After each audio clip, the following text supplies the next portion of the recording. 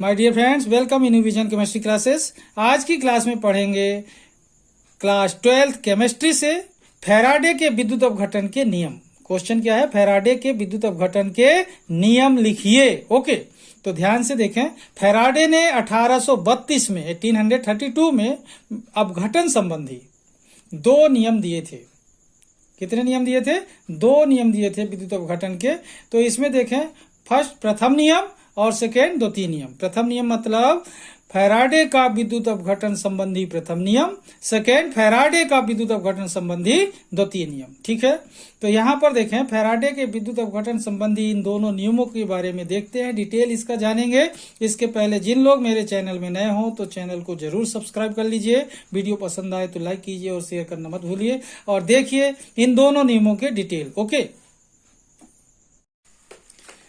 तो देखें फैराडे का विद्युत अपघटन संबंधी प्रथम नियम। तो देखते हैं इसमें, विद्युत अपघटन से किसी इलेक्ट्रोड पर मुक्त होने वाले पदार्थ की मात्रा W प्रवाहित विद्युत धारा की मात्रा Q के समानुपाती होती है। एक बार फिर से देखें, विद्युत अपघटन से किसी इलेक्ट्रोड पर मुक्त होने वाले पदार्थ की मात्रा W, ध्यान दें, W प्रवाहित विद्युत धारा की मात्रा Q के समानुपाती होती है। अर्थात W समानुपात Q होगा, क्योंकि ये बोल रहा है ऐसा। तो W समानुपात Q या फिर प्रोपोर्शनल तोड़ें समानुपात, तो W equal to Z into Q। यहां पर जो Z है एक समानुपाती की नियतांक है, ध्यान रखेंगे। या करके अपन देखें, Q की वैल्यू होती है I इंटू टी। I क्या है? इंटेंसिटी ऑफ करंट, और T क्या है? टाइम।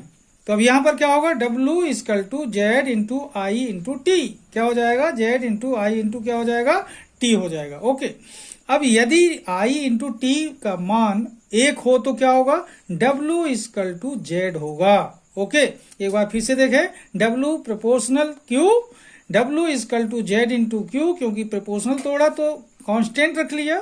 फिर W equal to Z into I into T, क्योंकि Q की वैल्यू I इंटू टी होती है। फिर इसकी वैल्यू अगर I इंटू टी की वैल्यू क्या हो? 1 हो तो क्या होगा? W इक्वल टू Z होगा। यहां पर देखें, यहां पर Z समानुपातिक नियतांक है, जिसे पदार्थ का विद्युत रासायनिक तुल्यांक कहते हैं।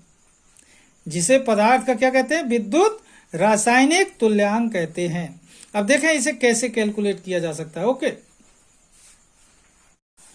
अब देखो यहां पर जो देख रहे थे अपन, Z क्या है? विद्युत रासायनिक तुल्यांक। तो पदार्थ का विद्युत रासायनिक तुल्यांक जो होता है उसका कैलकुलेशन इस फार्मूले से कर सकते हैं। तो देखिए, विद्युत रासायनिक तुल्यांक की गणना निम्नलिखित सूत्र की सहायता से की जा सकती है। ठीक है, यहां पर देखें, विद्युत रासायनिक तुल्यांक बराबर पदार्थ का तुल्यांकी भार बटे 96,500। 96,500 क्या है? यहां पर देखें, मैंने लिख दिया है यहां पर 96,500 कूलाम फैराडे नियतांक का मान है, मतलब F का मान है। फैराडे कांस्टेंट क्या होता है? Capital F। तो ये जो 96,500 जो लिखा हुआ है, ये फैराडे कांस्टेंट की वैल्यू है। ठीक है, फैराडे नियतांक का मान है।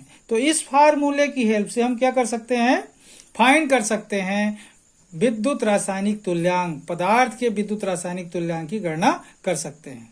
थोड़ा सा और देखते हैं इसके बारे में। ओके,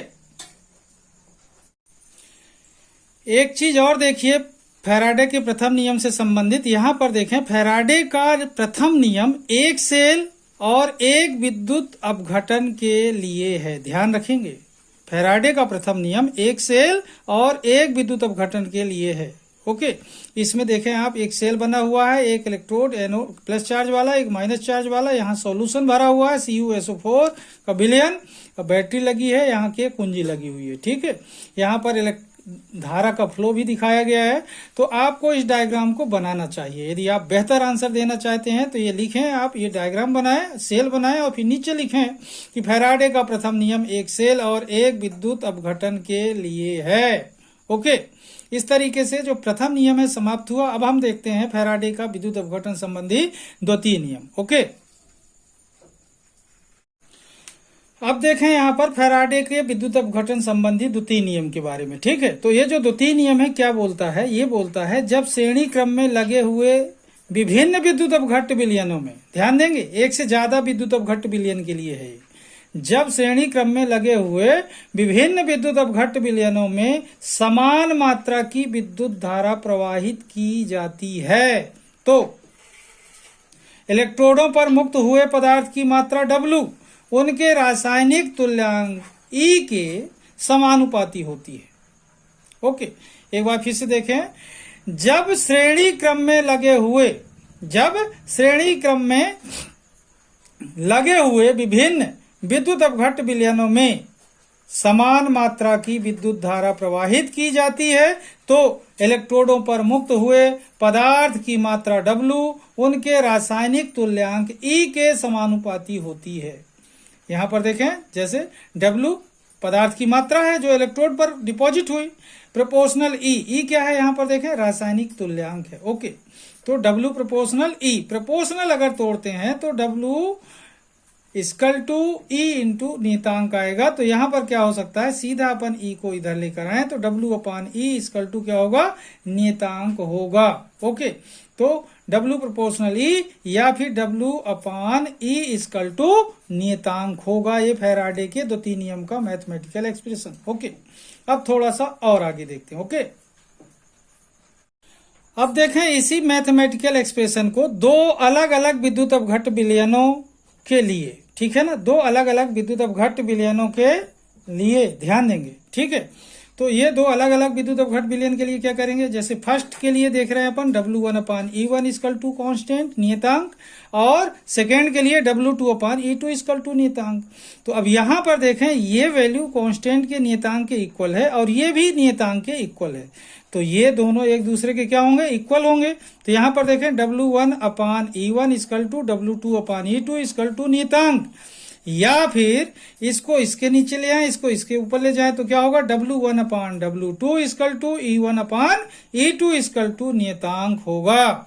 और ये मैथमेटिकल एक्सप्रेशन फैराडे के द्वितीय नियम का एक मैथमेटिकल एक्सप्रेशन है। ओके, इस तरीके से देखेंगे। ये फर्स्ट सॉल्यूशन के लिए है, सेकंड सॉल्यूशन के लिए, इन दोनों को कंपाइल किया तो W1 upon E1 equal to W2 upon E2 equal to नियतांक, फिर अपन ने W का रेशियो एक साथ लिया और E का रेशियो एक साथ लिया, तो W1 upon W2 equal to E1 upon E2 equal to नियतांक होगा। ओके, इस तरीके से देखें आप, फैराडे का द्वितीय नियम है ये, विद्युत अपघटन संबंधी द्वितीय नियम। ओके, अब थोड़ा सा और देखते हैं, केवल आपको 30 सेकेंड और लगेगा। ओके,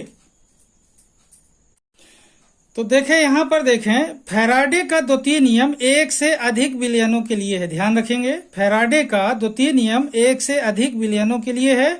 यहां पर देखें, आपको दिखाया गया है डायग्राम के माध्यम से 1 2 3, कितने इलेक्ट्रोलाइटिक सॉल्यूशन है यहाँ पर 3, और ये सब के सब एक सीरीज में जुड़े हुए हैं। ध्यान दे रहे हैं, सब के सब क्या है, सीरीज में जुड़े हुए हैं, और साथ में बैटरी लगी हुई है जिससे सेम क्वांटिटी की इसमें विद्युत पास होगी, सेम मात्रा में विद्युत धारा प्रवाहित होगी। यहाँ पर सर्किट को ऑफ करने के लिए कुंजी लगी हुई है, ये बैटरी है।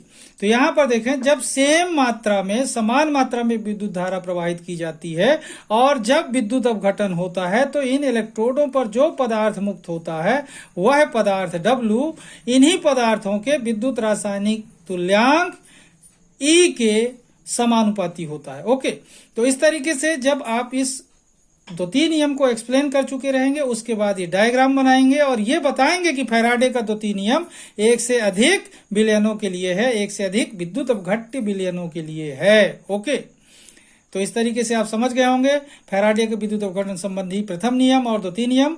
आज की क्लास को मैं यहीं पर समाप्त करूंगा। जिन लोग मेरे चैनल में नए हो तो चैनल को जरूर सब्सक्राइब कर लीजिए, वीडियो पसंद आए तो लाइक कीजिए। तब तक के लिए धन्यवाद। जय हिंद, जय भारत।